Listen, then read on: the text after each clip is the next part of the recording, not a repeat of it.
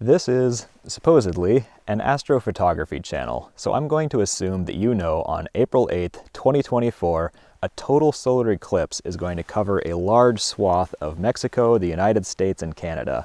My wife and I are going to get to travel to Texas to see it ourselves, and I am super excited about that.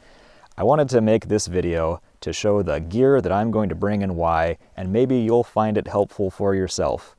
Hopefully, I'm not bringing this weather with me.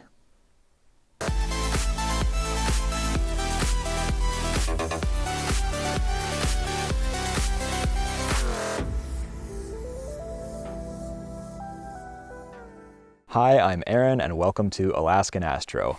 I'm going to split this video up into a couple sections. We'll briefly talk about the eclipse itself. I'll talk about where I'm going and why, and what my priorities are for the eclipse. I also am then going to talk about the gear that I'm bringing and why, and then finally we'll talk about how I'm going to use it. All right, let's jump in. In short, on April 8th, the moon is going to get in the way of the sun. It's going to cast a shadow on the earth, and things are going to get really dark and really weird for a few minutes. There are a ton of good maps online that show the path of the eclipse. Now, if you're going, the most important thing is that you are under the path of totality. This is where the moon will completely block out the sun, and you get all this super neat visual stuff happening. If you're a mile outside the path, you're not going to experience it. It'll just get kind of darkish, but you won't see the sun's corona, you won't see the stars and planets in the middle of the day. The further towards the center you go, the longer totality lasts. That can be upwards of 4 minutes for this eclipse, which is actually quite a while. That time drops off dramatically towards the edges, so aim for the center if you can. Now, I've set up this advanced scientific model to demonstrate what I'm talking about. You need to be under this area where the shadow is complete, not out here on the edges. If you're making travel plans for the eclipse, long-term cloud cover averages are one of the best indicators about where you should try to head to. There's some really neat resources online with beautiful maps and article discussions about this, but it can pretty much all be summarized as the further southwest you move towards Mexico, the higher chance is that it's going to be clear that day. And I mean, that just makes sense, right? The deserts of Texas are going to be more clear than upstate New York in early April.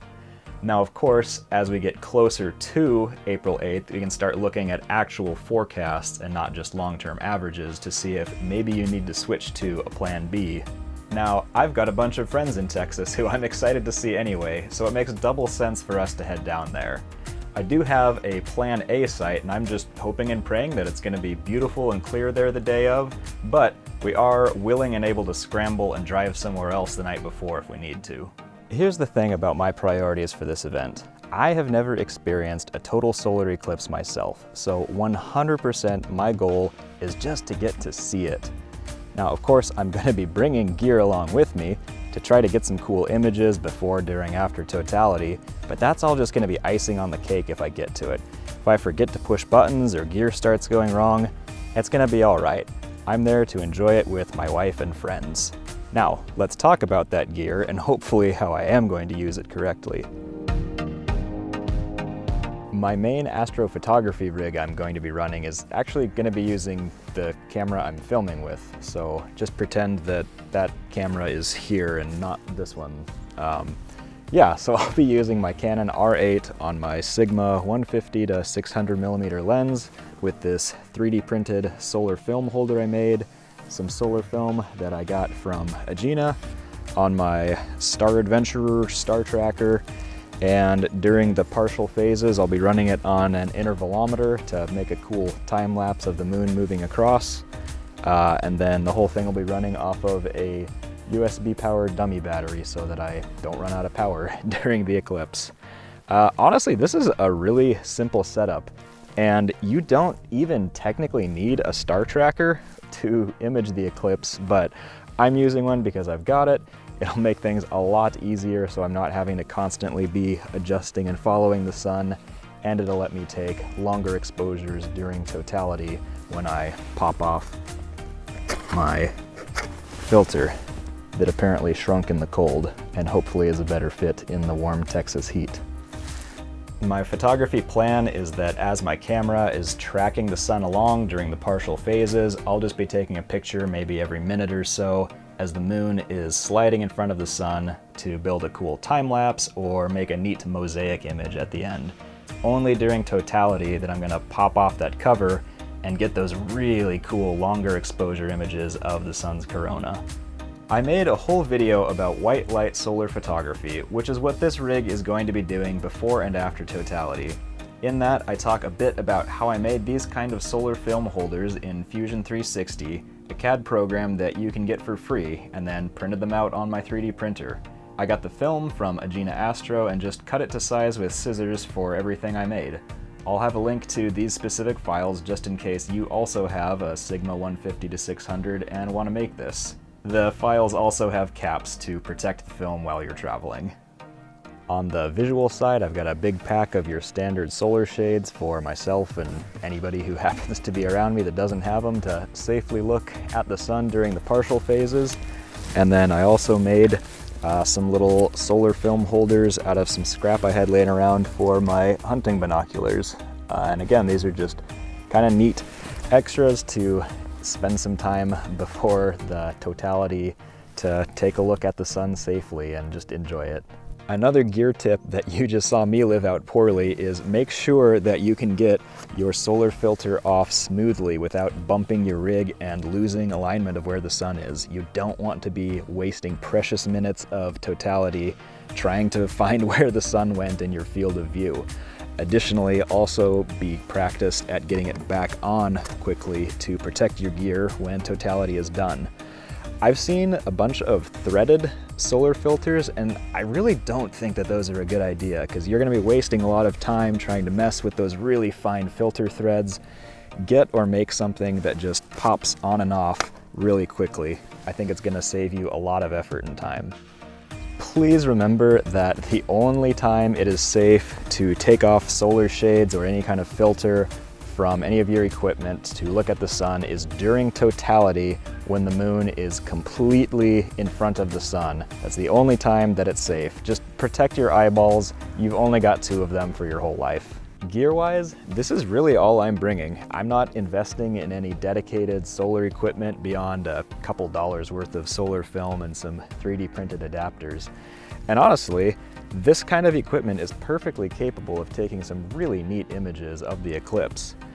I thought about trying to adapt my all-sky camera to run remotely on battery power and get a time lapse of like the whole event, but again, my priority is to experience the eclipse, and I don't want to be running around trying to manage 10 different pieces of gear. So I think I'm going to be perfectly happy and satisfied with this and with those visual things I showed.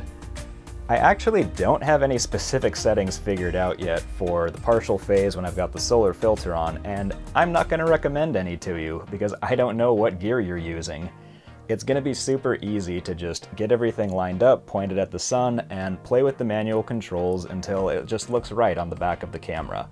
Something that's actually really neat is that even as the moon is moving to cover more of the sun, you shouldn't have to change your settings because that slice of the sun that's still visible, it stays the same brightness. There's less sun you're seeing, and that's why it seems like it's getting darker, but that visible portion stays the same brightness as your camera sees it.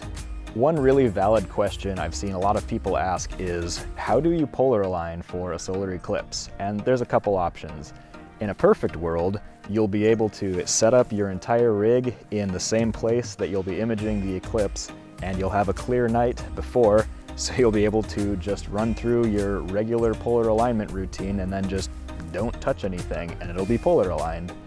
Worst case scenario, you have just a couple minutes or whatever to set up, so just plunk your tripod down, align it as best you can to north using your phone compass or a magnetic compass, whatever you've got, landmarks on a map, get it as north as you can, and then just crank your altitude to the closest you can get to the latitude, and honestly, it'll probably be all right. You're taking pretty short exposures, so you may need to continually bump and nudge the scope to keep the sun centered, but it'll probably turn out all right.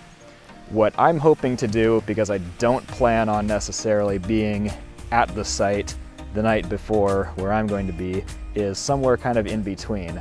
I'm hoping that I'll have at least one decent clear night where I can do a really good job of leveling out the tripod, leveling out the base, making sure everything is nice and set up, and doing a regular polar alignment routine so that I know that at least my altitude is pretty well dialed in. And then once I'm there again, just based off of maps or compasses, get it as lined up to north as I can. And again, it might not be perfect, but it should be good enough. I didn't make this video to get rich off shilling cardboard, solar glasses, and sheets of solar film. But if you are in the market for astronomy equipment, Agena Astro has everything you need for the Eclipse and more. I do have affiliate links down in the description if you want to help the channel. And I would recommend ordering stuff for the Eclipse as soon as you can, because remember, it's only as many days away as April 8th is. I don't know when this video is coming out, but things are going to sell out and you don't want to be without it before the eclipse. So I am hoping and praying for a great eclipse experience for everybody. I hope that we all have great weather, there's no gear difficulties that you're dealing with. I think it's just going to be a super neat shared experience for millions of people across the continent. Otherwise, just remember to wear a coat because although it's probably not going to get below freezing, the ambient temperature does drop a significant amount during totality. That's pretty neat.